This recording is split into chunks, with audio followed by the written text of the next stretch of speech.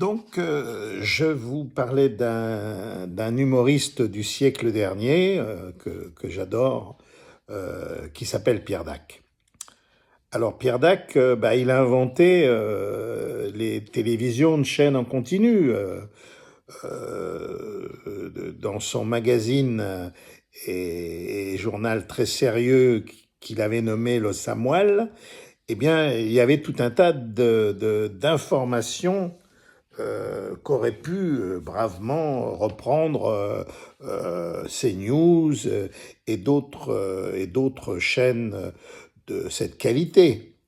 Alors, par exemple, une petite brève parue dans le Samoil de 1938-1940, un fait divers. Voilà. Alors, un connard, on va l'appeler comme ça, a blessé sa femme d'un coup de livre de Proust, à la recherche du temps perdu. Il a tapé dessus avec son bouquin, il l'a blessé. Ah, le garçon, c'était un récidiviste. Il avait déjà précédemment frappé avec un bouquin beaucoup plus épais d'ailleurs de Victor Hugo, Les Misérables. Vous voyez. Et donc, il a fini en tôle, le garçon. Alors, voyez-vous la perversité de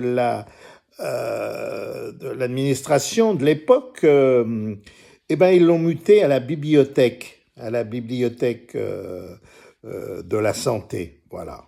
Bon, une belle promotion pour un mec qui aimait les bouquins. Voilà. Bon, vous voyez ce genre de news. Notre ami Pierre Dac, il en faisait une toutes les 10 minutes. Il aurait pu être rédacteur en chef de beaucoup de radios et de beaucoup de télé de nos jours. Voilà, alors c'est bien de s'en souvenir, c'est bien de penser à lui, et puis à la prochaine, je vais vous en raconter d'autres.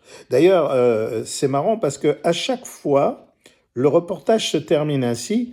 Ah, c'était un bon voisin, hein, on le voyait, il aimait ses enfants, hein, oui, ah oui, oui. Voilà. Alors, est-ce que c'est une manière de donner de l'espoir? Peut-être, peut-être. En tout cas, bon. En tout cas, le fait divers, c'est vraiment ce qui tient chaud.